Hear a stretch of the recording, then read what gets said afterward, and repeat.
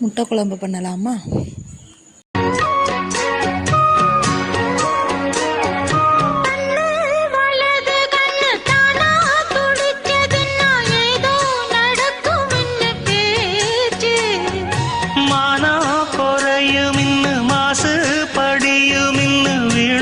கதை முடிஞ்சு போச்சு. ஈசான மூலையில லேசான பள்ளி சத்தம் மாமன் பேர சொல்லி பேசுது. ஆறாத சோகந்தன்ன தீராம சேர்த்து வச்சு ஊரும் சேர்ந்து என்ன ஏசுது.